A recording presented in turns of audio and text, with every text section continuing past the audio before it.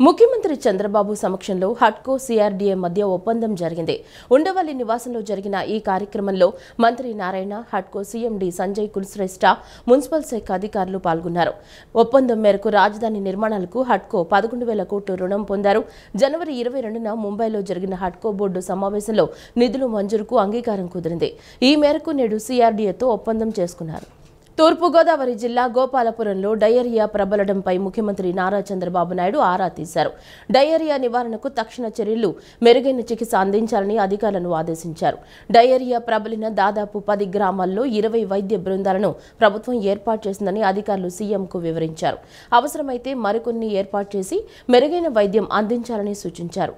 ఇంటింటి సర్వే జరిపి అవగాహన కల్పించాలని కల్పిస్తున్నారు. ప్రస్తుతం పరిస్థితి అదుపులో ఉందని, ఎటువంటి ప్రమాదం లేదని అధికారులు వివరించారు. రాష్ట్ర వ్యాప్తంగా నేటి నుంచి 10వ తరగతి పరీక్షలు ప్రారంభం కానున్నాయి.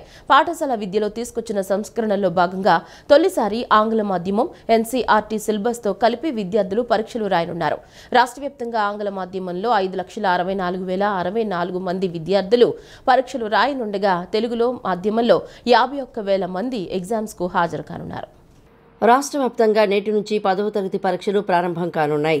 రాష్ట్ర వ్యాప్తంగా ఆంగ్ల మాధ్యమంలో 5,64,064 మంది విద్యార్థులు పరీక్షలు రాయనుండగా తెలుగు మాధ్యమంలో 51,000 మంది ఎగ్జామ్స్కు హాజరు కానున్నారు. తొలిసారి 7 పేపర్ల విధానంలో ఎగ్జామ్స్ నిర్వహిస్తున్నారు. సామాన్య శాస్త్రంలో భౌతిక, రసాయన శాస్త్రాలు కలిపి ఒక పేపర్గా, జీవశాస్త్రం మరో పేపర్గా ఎగ్జామ్ నిర్వహించనున్నారు. ఉదయం 9:30 నుంచి మధ్యాహ్నం 12:45 వరకు ఇవి జరగనున్నాయి. ఈ నెల 17 నుంచి 31వ తేదీ వరకు 3,450 కేంద్రాల్లో విద్యార్థులు పరీక్షలు రాయనున్నారు. మరోవైపు ఎగ్జామ్స్కి హాజరయ్యే విద్యార్థులకు ఏపీఎస్ఆర్టీసీ బస్సుల్లో ఉచితంగా ప్రయాణించేలా అధికారులు ఏర్పాట్లు చేశారు. విద్యార్థులు పరీక్షా కేంద్రాలకు చేరుకునేందుకు RTC Palle Velugu, ultra Palle Velugu, city ordinary సర్వీసుల్లో ఉచితంగా ప్రయాణించేందుకు అధికారులు వీలు కల్పించారు. కేవలం హాల్ టికెట్ ఉంటే చాలని స్పష్టం చేశారు. సంబంధిత జిల్లా విద్యాశాఖ అధికారులతో మాట్లాడి వివిధ మార్గాల్లో విద్యార్థుల రద్దీకి అనుగుణంగా బస్సులు నడిపేలా ఏర్పాట్లు చేయాలని ఆర్టీసీ యాజమాన్యం అధికారులను ఆదేశించింది. విద్యార్థులకు చదువుతో పాటు విలువలు కూడా ఎంతో అవసరమని ఎమ్మెల్యే బోడే ప్రసాద్ అన్నారు.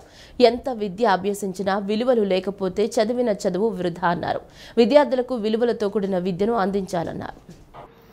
విజయవాడ రామలింగేశ్వర నగర్లోని హరేకృష్ణ ఇస్కాన్ శ్రీ జగన్నాథ మందిరంలో విలువలతో కూడిన విద్య అంశంపై విద్యార్థులకు నిర్వహించిన పోటీల్లో విజేతలకు బహుమతి ప్రదాన కార్యక్రమం ఆదివారం జరిగింది. ఈ కార్యక్రమానికి ఎమ్మెల్యే బోడే ప్రసాద్ ముఖ్య అతిథిగా విచ్చేశారు.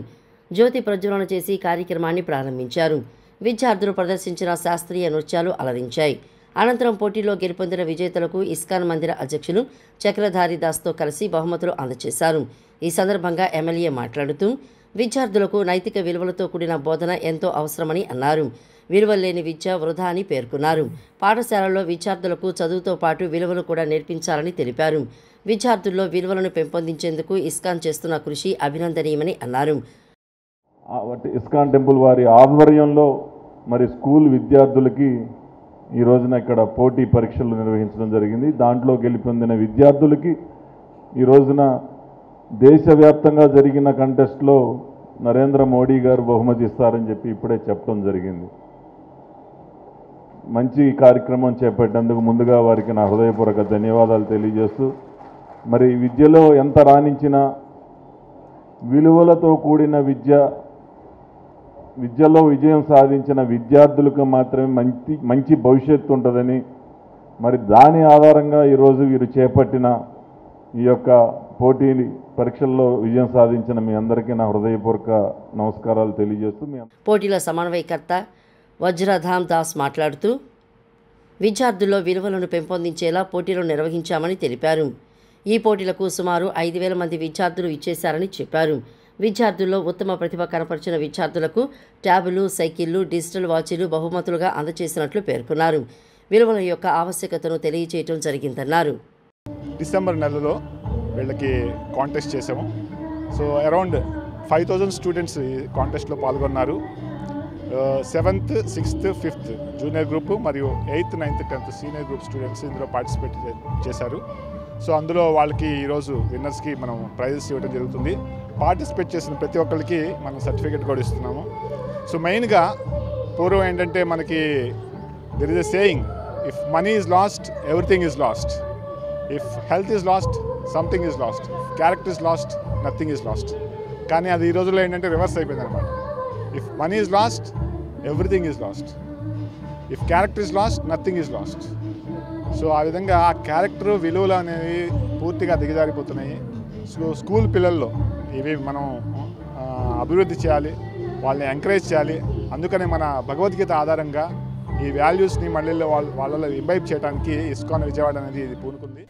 కూటమి ప్రభుత్వం అధికారంలోకి వచ్చిన తర్వాత గతంలో ఇచ్చిన హామీలన్నింటినీ ఒక్కొక్కటి చేసి చూపి ఇచ్చిన హామీలను నిలబెట్టుకుంటున్నాయని AP RTC chairman Konakalla Narayana అన్నారు.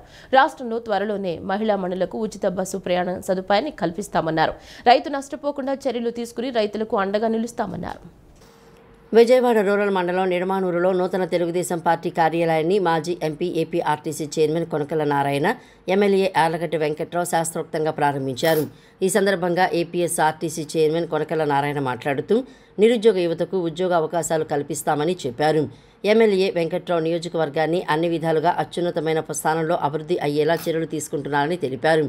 కూటమి ప్రభుత్వం ఇచ్చిన హామీలన్నింటినీ నిలబెట్టుకుని ప్రజలందరికీ అండగా ఉండి పేదరికం, అవినీతిని నిర్మూలన చేసే దిశగా పనిచేస్తుందన్నారు.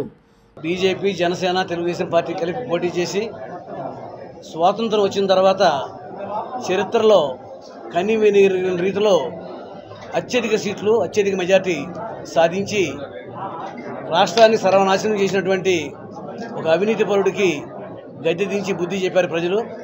అధికారంలోకి వచ్చిన తర్వాత కూటమి ప్రభుత్వం ఏమైతే హామీలు ఇచ్చిందో ఎన్నికల ముందు ఆ హామీలన్నింటినీ కూడా ఒక్కొక్కటిగా నెరవేరుస్తూ ఇవాళ రోజున హామీలన్నింటినీ కూడా నిలబెట్టుకుంటున్నాం. త్వరలోనే మహిళలకు ఉచిత బస్సు ప్రయాణం కూడా ఏర్పాటు చేస్తాం.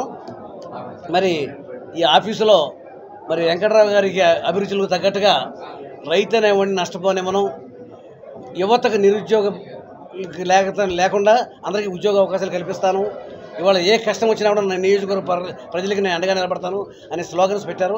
చాలా సంతోషం. మరి వెంకటరావు గారు తన నాయకత్వంలో ఈ నియోజకవర్గాన్ని అత్యున్నతమైన స్థాయిలోకి అన్ని చేయవలసినటువంటి అభివృద్ధి పనులన్నీ కూడా చేసి ప్రజలకు అందుబాటులో ఉండాలని ఇవాళ విజయవాడ రూరల్ పార్టీ ఆఫీసు చాలా ఘనంగా ప్రారంభమైంది. ఎమ్మెల్యే యార్లగడ్డ వెంకట్రావు మాట్లాడుతూ జిల్లా పార్టీ అధ్యక్షులు APS RTC chairman Konakalla Narayanarao చేతుల మీదుగా ఈ కార్యాలయం ప్రారంభించడం చాలా ఆనందంగా ఉందని అన్నారు. ప్రజా సమస్యల పరిష్కారం కోసం ఈ కార్యాలయం పనిచేస్తుందని చెప్పడంలో ఏమాత్రం సందేహం లేదన్నారు. రాబోయే రోజుల్లో ఈ రూరల్ మండలంలో 9 గ్రామాల్లో తాగునీటి సమస్య లేకుండా చేస్తానని అన్నారు. మైలవరం శాసనసభ్యులు కృష్ణప్రసాద్తో మాట్లాడి తగు చర్యలు తీసుకుంటానని తెలిపారు. కృష్ణానది నీళ్లు పక్కనే ఉన్నా కేవలం రూరల్ అనే పదం వల్ల ఈ 9 గ్రామాలకు కృష్ణా వాటర్ రాని పరిస్థితి ఉందని పేర్కొన్నారు. అవసరమైతే విజయవాడ రూరల్ మండలాల గ్రామాలను మున్సిపాలిటీలో కలిపి ఈ మంచినీటి సమస్యను తీర్చే విధంగా చర్యలు తీసుకుంటామని అన్నారు. తాగునీటి సాంద్రత TDS 200 లోపు రీడింగ్ రావాల్సిన పరిస్థితి ఉందని పేర్కొన్నారు. బీజేపీ, జనసేన, తెలుగుదేశం పార్టీ నాయకులు, కార్యకర్తలు అండదండలతో ఈ నియోజకవర్గం మోడల్ నియోజకవర్గంగా తీర్చిదిద్దాలని చెప్పా. సూపర్ 6 లో మల్లవల్లి అయిపోయింది. అశోక్ లేలాండ్ వెనక్కి తీసుకొచ్చా. అలాగే 420 పరిశ్రమలు రాబోతున్నాయి. నేను 15,000 ఉద్యోగాలు వస్తాయేమో గన్నవరం నియోజకవర్గంలో ఇప్పిస్తామని నేను అనుకుంటే దాదాపు 7,000 ఉద్యోగాలు ఆల్రెడీ కల్పించిన పరిస్థితి. గౌరవ ముఖ్యమంత్రి గారు అయితే విజన్ 2047 డాక్యుమెంట్ లో అసెంబ్లీలో 30,000 ఉద్యోగాలు మల్లవల్లి పారిశ్రామిక కల్పిస్తుందని నమ్మకంతో ఆయన శ్వేతపత్రంలో పెట్టిన పరిస్థితి. రాబోయే కాలంలో ఎట్టి పరిశ్రమ 30,000 ఉద్యోగం రావడం, 30,000 ఉద్యోగాలు మల్లవల్లిలో రావడం ఖాయం. అలాగే ఈ రామవరపాడులో కానీ ఎనికేపాడులో కానీ చెప్పులక్కడ దగ్గర 3 బ్రిడ్జిలు ఏర్పాటు చేసి తీరుతానన్నా. ప్రభుత్వంతో సంప్రదింపులు జరిపి చూస్తున్నా. నాబార్డు నిధుల, ప్రభుత్వం నిధుల కాని పక్షంలో CSR ఫండ్ తీసుకునైనా దానికి ప్రభుత్వం చట్టాలు అనుమతిస్తే CSR ఫండ్ తెచ్చాను వంతులు వేసి ఉత్తరాంధ్ర సోదరులకి, అలాగే ఈ 3-4 గ్రామాల ప్రజల రైతు సోదరులకి వాళ్ళ ఆయకొట్టుకు వెళ్ళడానికి, వాళ్ళ పొలానికి వెళ్ళడానికి రహదారి సౌకర్యం కల్పిస్తానని చెప్పి ఎయిర్పోర్ట్ నియోజకవర్గంలో గెస్ట్ హౌస్ కానీ కనీసం అధికారులతో మీటింగ్ పెడతా ఒక్క కాన్ఫరెన్స్ రూమ్ కూడా లేని స్థితిలో ఈ గన్నవరం నియోజకవర్గంలో 84 గ్రామాలు ఉన్నాయంటే ఎవరైనా ఆక్షేపణీయం. దాన్ని కూడా అక్కడ కట్టే పరిస్థితి. ఎమ్మెల్యే, ఎమ్మెల్సీలకు రేపటి నుంచి విజయవాడ ఇందిరాగాంధీ మున్సిపల్ స్టేడియంలో ఉత్సాహపూరిత వాతావరణంలో క్రీడా పోటీలు నిర్వహిస్తున్నామని ఏపీ ప్రభుత్వ చీఫ్ విప్ జీవీ ఆంజనేయులు తెలిపారు. కూటమి ప్రభుత్వం పార్టీలతో సంబంధం లేకుండా అందరినీ క్రీడా పోటీలకు ఆహ్వానించడం జరిగిందన్నారు. అందరూ వస్తారని ఆశిస్తున్నామని అన్నారు. ఇందిరాగాంధీ మున్సిపల్ స్టేడియంలో క్రీడా ప్రాంగణాన్ని సందర్శించిన అనంతరం టెన్నిస్ కోర్టులో ఆదివారం చీఫ్ విప్ జీవీ ఆంజనేయులు విలేకరుల సమావేశం నిర్వహించారు. ఈ సందర్భంగా చీఫ్ జీవీ ఆంజనేయులు మాట్లాడుతూ గతంలో ఈ సాంప్రదాయం ఉండేదని, గత ప్రభుత్వం శాసనసభ సంస్కృతి సంప్రదాయాలకు తిరోగకాలు ఇచ్చిందని ఆవేదన వ్యక్తం చేశారు. సీఎం చంద్రబాబు నాయుడు, స్పీకర్ చింతకాయల అయ్యన్న పాత్రుడు మళ్లీ పాత సాంప్రదాయానికి స్వాగతం పలకడం గొప్ప నిర్ణయమని అన్నారు. మానవుడి దైనందిన జీవితంలో స్ట్రెస్, బిజీ లైఫ్ నుంచి క్రీడా పోటీల ద్వారా సేద తీరవచ్చని అన్నారు. అందుకనే ప్రతి నియోజకవర్గంలో రాష్ట్ర ప్రభుత్వం స్టేడియాలను అభివృద్ధి చేయనుందని తెలిపారు. రాష్ట్ర ప్రభుత్వం క్రీడలకు, టూరిజానికి అధిక ప్రాధాన్యత ఇస్తుందని చీఫ్ విప్ జీవి అన్నారు. ఎమ్మెల్యే, ఎమ్మెల్సీలకు దాదాపు 12 రకాల ఆటల పోటీలు నిర్వహిస్తున్నామని, ఇందిరాగాంధీ మున్సిపల్ స్టేడియంలో ఈ నెల 18, 19 తేదీల్లో మధ్యాహ్నం 3 గంటల నుండి cricket, tennis, tennikoit, throwball, badminton, kabaddi, volleyball, 100 మీటర్ల పరుగు పందెం, tug of war, table tennis తదితర ఆటల పోటీలు నిర్వహిస్తామని వివరించారు. అలాగే ఈ నెల 20వ తారీఖున హరిత బెర్మ్ పార్క్ నందు బడ్జెట్ డిన్నర్తో పాటు క్రీడా పోటీల్లో విజేతలకు బహుమతులు ప్రదానం, సాంస్కృతిక కార్యక్రమాలు నిర్వహిస్తున్నట్లు జీవి తెలిపారు. దాతల ద్వారా చనుపాలు సేకరించి నవజాత శిశువులకు అందించడమే మదర్స్ మిల్క్ బ్యాంక్ ఉద్దేశమని నమ్రత మహేష్ బాబు అన్నారు. మదర్స్ మిల్క్ బ్యాంక్ ఏర్పాటు చేసిన రోటరీ ఆంధ్ర హాస్పిటల్కు అభినందనలు తెలిపారు. గత 10 సంవత్సరాలలో మహేష్ బాబు ఫౌండేషన్ ఆధ్వర్యంలో 4500 మందికి పైగా పిల్లల హార్ట్ సర్జరీలు చేశారని, ఇందుకు సహకరించిన ప్రతి ఒక్కరికి తన కృతజ్ఞతలు చెప్పారు. చిన్నారుల విషయంలో మా మహేష్ బాబు ఫౌండేషన్ సేవలను మరింత విస్తృతం చేస్తామని, సాధ్యమైనంత వరకు ఎల్లప్పుడూ సహకారం అందిస్తామని స్పష్టం చేశారు. ఆంధ్ర ఆసుపత్రిలో నూతనంగా ఏర్పాటు చేసిన మదర్స్ మిల్క్ బ్యాంకును నమ్రత ప్రారంభించారు. రోటరీ అంతర్జాతీయ సంస్థ ఇందుకోసం 37,24,45,900 రూపాయల నిధులు సమకూర్చగా, ఆంధ్ర ఆసుపత్రి సహకారంతో చిన్నారులకు తల్లిపాలు అందించనున్నారు. అనేక కారణాల వల్ల తల్లిపాలు అందని నవజాత శిశువులకు అదనపు తల్లిపాలు కలిగిన దాతల ద్వారా చనుబాలు సేకరించి అందించడం ప్రాజెక్టు ముఖ్య ఉద్దేశంగా ఆంధ్ర ఆసుపత్రి వైద్యులు డాక్టర్ రమణమూర్తి, డాక్టర్ రామారావు తెలిపారు. అనంతరం నమ్రత మహేష్ బాబు మీడియాతో మాట్లాడుతూ, దాతల ద్వారా చనుబాలు సేకరించి నవజాత శిశువులకు అందించడమే మదర్స్ మిల్క్ బ్యాంకు ఉద్దేశమని అన్నారు. చిన్నారుల విషయంలో మహేష్ బాబు ఫౌండేషన్ సేవలను మరింత విస్తృతం చేస్తామని, సాధ్యమైనంత వరకు ఎల్లప్పుడూ సహకారం అందిస్తామని స్పష్టం చేశారు. మహేష్ బాబు ఫౌండేషన్ ద్వారా సర్వైకల్ క్యాన్సర్ వ్యాక్సినేషన్ వేయిస్తున్నామని, ఏడాదికి 1500 మందికి వ్యాక్సినేషన్ అందించాలనేది లక్ష్యంగా పెట్టుకున్నట్లు నమ్రత వివరించారు. 9 నుంచి 18 ఏళ్ల వయసు ఉన్న ప్రతి ఆడపిల్ల తప్పకుండా హెచ్పివి వ్యాక్సిన్ వేయించుకోవాలని సూచించారు. దాతల సాయంతో నిపుణులైన వైద్యులను పిలిపించి చిన్నారుల ప్రాణాలను కాపాడుతున్న ఆంధ్ర ఆసుపత్రి సేవలను ఈ సందర్భంగా నమ్రత ప్రత్యేకంగా ప్రస్తావించడమే కాకుండా వైద్య బృందాన్ని అభినందించారు. That Andhra Hospital so proudly has opened, and it's a first of its kind in Andhra Pradesh, and they supply milk, mother's milk, to all the mothers who deliver children who are premature, who don't have milk, and they cannot produce milk, and they provide mother's milk which is banked and pasteurized and then frozen in all they follow all the protocols. It's absolutely tested, clean, and it is good for mothers who can't produce mother's milk, so they have a bank and it's called the Mother's Milk Bank, kadandi. And in this particular case they have been supported by the Rotary Club Foundation, and we are eternally grateful to that as well. And that's why we're here today to inaugurate the Mother's Milk Bank, which is now open, and to all the mothers who deliver here at Andhra hospitals and they can't produce milk, I would strongly suggest, and it is free of cost for the people who can't afford it, for all the mothers who can't afford it, so that's an even bigger plus, I think. And that's, you know, we are always grateful for all the good deeds that Andhra Hospital does, and this time in collaboration with Rotary Club. Robin hood చిత్రం అన్ని వర్గాల ప్రేక్షకులను ఆకట్టుకుంటుందని ఆ cinema hero Nitin తెలిపారు. Crime, comedy, thriller అంశాలు ఈ చిత్రంలో పుష్కలంగా ఉన్నాయని చెప్పారు. భీష్మ సినిమా దర్శకుడు వెంకీ కుడుముల రాబిన్ హుడ్ సినిమాకి దర్శకులని, భీష్మ కన్నా 2 ఎక్కువ వినోదాన్ని రాబిన్ హుడ్ చిత్రం అందిస్తుందన్నారు. తమ ఈ చిత్రాన్ని ప్రేక్షకులు ఆదరించాలని కోరారు. రాబిన్ హుడ్ చిత్ర ప్రమోషన్లో భాగంగా విజయవాడ వచ్చిన ప్రముఖ హీరో నితిన్, దర్శకుడు వెంకీ కుడుముల, నిర్మాత రవిశంకర్లు నగరంలోని పీవీపీ మాల్లో మీట్ ది గ్రీట్ కార్యక్రమాన్ని నిర్వహించారు. చిత్ర బృందం రావడానికి ముందు ఎస్ఆర్ఎం యూనివర్సిటీ విద్యార్థులు ప్రదర్శించిన నృత్యాలు, యువకుల నృత్యాలు ఉర్రూతలూగించాయి. కార్యక్రమం వ్యాఖ్యాత యువతను ఉత్సాహపరుస్తూ సరదా ప్రశ్నలు జవాబులతో యువతలో ఉత్సాహాన్ని నింపారు. చిత్ర కథానాయకుడిని చూసేందుకు యువత భారీ సంఖ్యలో తరలివచ్చారు. అనంతరం హీరో నితిన్, దర్శకుడు వెంకీ కుడుముల, నిర్మాత రవిశంకర్లు మాల్ మీదికి చేరుకున్నారు.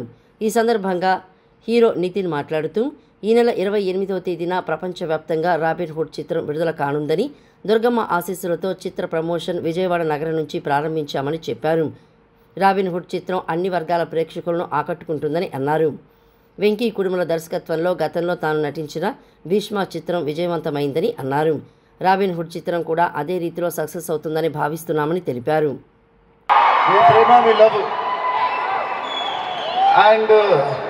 సినిమాని ఎంత ప్రేమిస్తారంటే మీరు ఇవాళ ఇండియాస్ నంబర్ 1 ప్రొడక్షన్ కంపెనీ మైత్రి వారిది, రవి గారు అండ్ నవీన్ గారు, వీళ్ళు కూడా Vijayawada వాసీలే.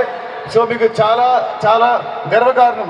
You be very proud of Naveen garu and Ravi garu for be India's number 1 company. And ఈ బ్యానర్ సినిమా చేయడం చాలా ఆనందంగా ఉంది. మీకు అందరికీ ఈ సినిమా భీష్మ నచ్చిందా? భీష్మకి సినిమా డబుల్ ఉంటుంది, double entertainment. So you all will love the movie. Cinema release March 28. ఎప్పుడు? March 28 మీ కాలేజ్ ఉన్నా, మీకు ఆఫీస్లో ఉన్నా డుమ్మా కొట్టి బంగ్ కొట్టి ఈ సినిమా చూడండి. అనంతరం దర్శకుడు వెంకీ కుడుముల మాట్లాడుతూ తాను విజయవాడలోనే చదువుకుని దర్శకుడిగా మారానని, తాను దర్శకత్వం వహించిన చలో భీష్మ సినిమాలను ప్రేక్షకులు ఎంతగానో విజయవంతం చేశారని తెలిపారు. నితిన్తో రెండోసారి డైరెక్ట్ చేసిన రాబిన్హుడ్ చిత్రం కూడా విజయవంతమవుతుందని ఆశిస్తున్నట్లు చెప్పారు. సో ఇక్కడికి రావడానికి మెయిన్ రీజన్ ఏంటంటే మా రాబిన్హుడ్ సినిమా ప్రమోషన్ గురించి. విజయవాడలో చాలామంది సినిమాలను ప్రేమిస్తారు. నేను చూసేవాడిని, థియేటర్కి వెళ్తే అసలు టికెట్లే దొరికే కాదు. ఇది 50th డే కూడా టికెట్లు దొరికే కదా అప్పట్లో. సో ఈ సినిమా గురించి చెప్పాలంటే రాబిన్హుడ్ చాలా బాగా వచ్చిందండి. 100% బ్లాక్ బస్టర్ కొట్టాం. అనంతరం నిర్మాత రవిశంకర్ మాట్లాడుతూ నితిన్ అన్ని క్యారెక్టర్లకు సరిపోయే హీరో అని, క్రికెటర్ డేవిడ్ వార్నర్ ఈ చిత్రం ద్వారా తెలుగు ప్రేక్షకులకు పరిచయం కానున్నారని పేర్కొన్నారు. డెఫినెట్గా మైత్రి మూవీస్ కూడా ఒక స్టేచర్ సంస్థలా నిలబడింది. ఇప్పుడు మీ అందరు నేను రిక్వెస్ట్ చేసేది ఏంటంటే ఈ సినిమా మీకు నచ్చే మేము ఇప్పుడు దాకా చేసిన దాంట్లో మీకు నచ్చే ప్రభాస్ గారితో చేస్తున్నాం, మీకు నచ్చే కళ్యాణ్ బాబు గారితో చేస్తున్నాం, మీకు నచ్చే ఎన్టీఆర్తో చేస్తున్నాం, మీకు నచ్చే మహేష్ బాబు గారితో చేసాం, మీకు నచ్చే రామ్ చరణ్ గారితో చేసాం, మీకు నచ్చే మా బన్నీ గారితో చేసాం పుష్ప. ఏప్రిల్, మే నెల రాకముందే తెలుగు రాష్ట్రాల్లో మార్చిలోనే ఎండలు మండుతున్నాయి. 2 రోజుల పాటు కోస్తా జిల్లాలో 45 మండలాల్లో వడగాలుల తీవ్రత అధికంగా ఉంటుందని ప్రజలు అప్రమత్తంగా ఉండాలని వాతావరణ నిపుణులు సూచిస్తున్నారు. ఏప్రిల్, మే నెల రాకముందే తెలుగు రాష్ట్రాల్లో మార్చిలోనే ఎండలు మండుతున్నాయి. ఏపీ, తెలంగాణలో పలుచోట్ల వడగాలుల తీవ్రత వచ్చే 3 రోజులు 3-4 డిగ్రీల అధిక ఉష్ణోగ్రతలు, ఉత్తర ఈశాన్య గాలుల ప్రభావంతో ఆంధ్ర, తెలంగాణలో ఎండ తీవ్రత మరింత పెరిగే అవకాశం ఉందని హెచ్చరిస్తున్నారు. కోస్తా జిల్లాలో 45 మండలాల్లో వడగాలుల తీవ్రత ఉంటుందని ప్రజలు అప్రమత్తంగా ఉండాలని వాతావరణ నిపుణులు సూచిస్తున్నారు. ఈ వార్తలు ఇంతటితో సమాప్తం. నమస్కారం.